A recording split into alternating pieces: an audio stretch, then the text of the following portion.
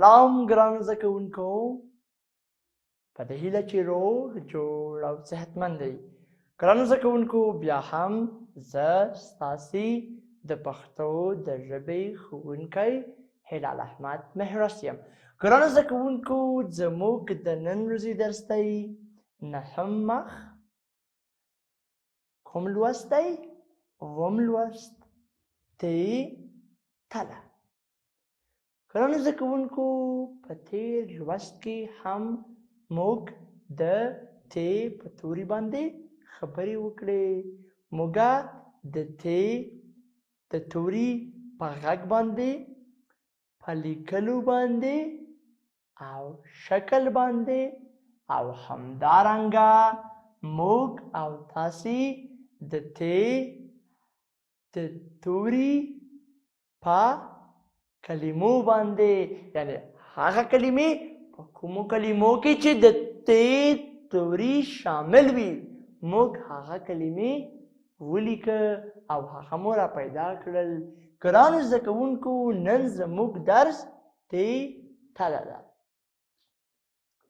راځئ مخکې له دې نه چې نوی درس پیل کړو، راځئ په تیر درس باندې یوه رڼا واچوو.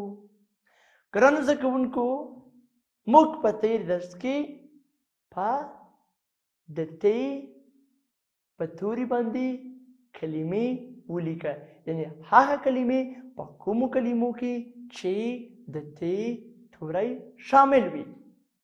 نو هغه کوم کلمې وي؟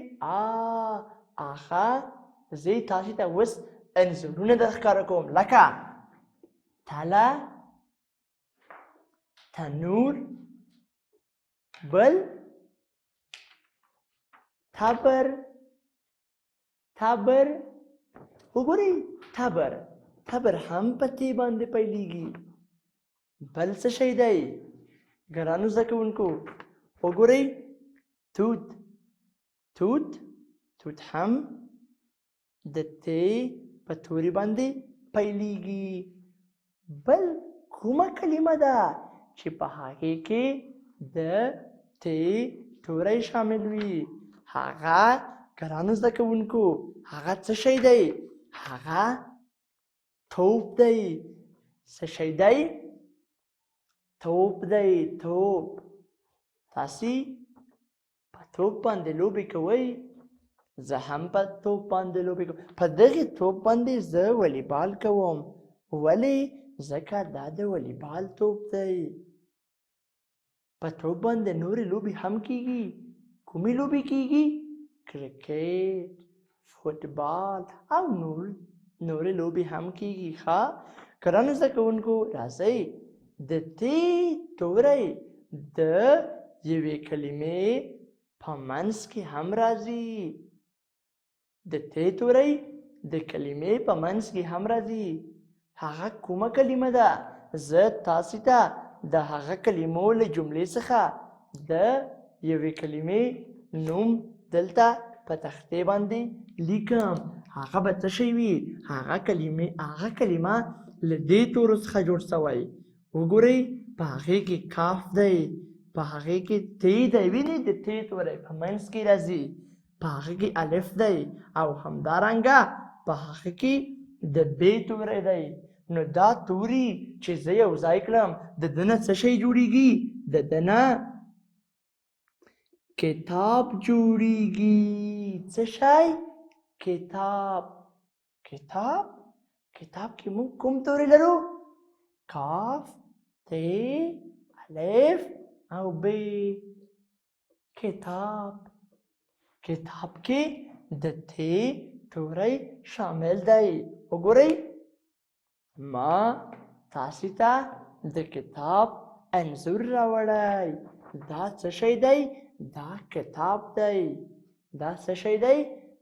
دا کتاب دی. وګورئ، زه تاسې ته یو بل انځور هم درښکاره کوم. په کوم انځور کې، د کوم انځور په نوم کې چې موږ د تی توری لرو، هغه څه شی دی؟ کښت. څه شی؟ کښت. د کښت. وګورئ، د کښت په کلمې کې د تی توری شامل دی.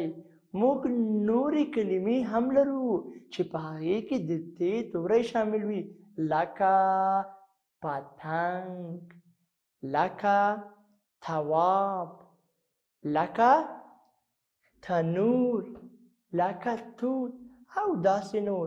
اوس راسئ ګرانو زده کوونکو، نهم لوست ده. خپل کتابونه خلاص کړئ. نهم لوست دی تی تله. ګرانو زده کوونکو، تله، آیا تاسو تله پیژنئ؟ تله څه شی دی؟ ګرانو زده کوونکو، کله چې تاسې دوکان ته ځئ، کله چې تاسې سودا اخلئ، نو دوکاندار ستاسې سودا تلي. ستاسې سودا چې په کوم شي باندې تلي، هغه ته څه شی وایي؟ هغه ته تله وایي. تاسې وګورئ، په پورتنۍ انځور کې دوکاندار څه شی تلي؟ مڼې تلي. دا څه شی دي؟ دا مڼې دي. نو هغه څه شی تلي؟ مڼې تلي. ګرانو زده کوونکو، تله د څه شي لپاره کارول کیږي؟ د سودا یا د شیانو د تللو لپاره. کله چې ونې په تبر پرې کړئ، بیا لرګي د څه لپاره پکارېږي؟ د سوځولو لپاره. د څه لپاره؟ مونږ لرګي چې کله د ونې نه پرې کړو، هغه د سوځولو لپاره پکارېږي. کور چې جوړوو، د کور په جوړولو کې کارول کیږي. او همدارنګه د ډیرو نورو موخو لپاره لرګي په کار وړل کیږي.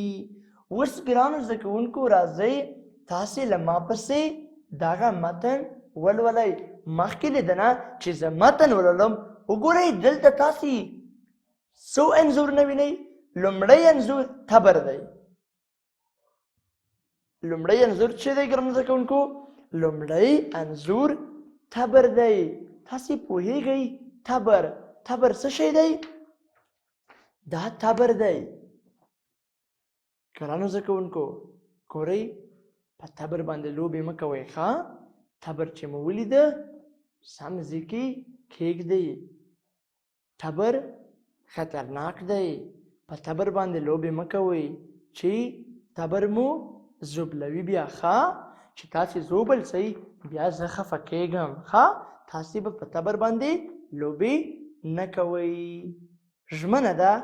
سمه ده، ژمنه ده. ښه، آفرین. ګرانو زده کوونکو، همدارنګه موږ په دې انځور کې تله لرو. وګورئ، ما تاسې ته د تلې انځور راوړی. دا تله ده. تاسې تله لیدلې؟ چېرته؟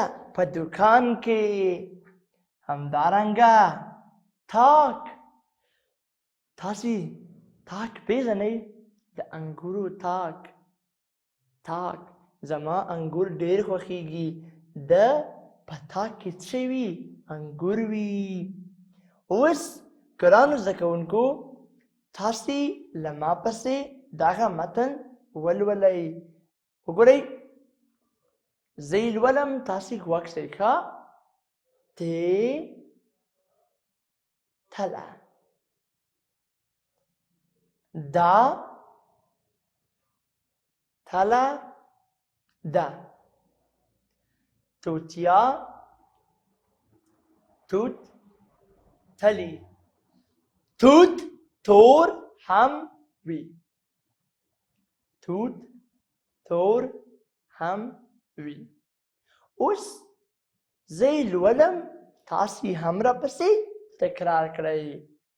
تی تله. دا تله ده. دا تله ده. توتیا توت تلی. توت تور هم وي. ګرانو زده کوونکو، وګورئ، په دغې متن کې موږ او تاسې څو کلمې لرو چې په هغه کې د تی توری شامل دی. راځئ هغه کلمې ولیکو. هغه کومې کلمې دي؟ آفرین، اوله کلمه په هغه کې د تی کلمه ده. تی او د تی سره چې ده بل د تی سره لام او ح ده. نو دا چې زه یو ځای کړم له ده نه څه شی جوړېږي؟ له ده نه تله جوړېږي. وګورئ بله کومه کلمه ده؟ وګورئ تی واو او بیا تی او بیا یا. دا چې یو ځای کړم له ده نه چې جوړېږي؟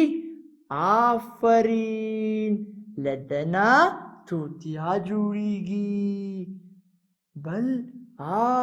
بله کلمه له موږ سره توتان دي. وګورئ تو او بیا تان. دا چې یو ځای کړم ګرانو زده کوونکو له ده نه چې جوړېږي؟ توتان.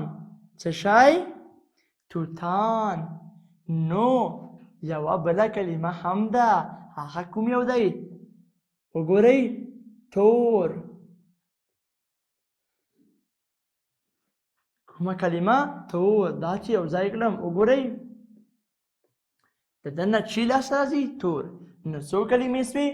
4 کلمې. تله، توتیا، توتان او تور. په تلې کې څو دانې د تی توري لرو؟ 1 دانه. تله د تی په توري باندې پیلیږي.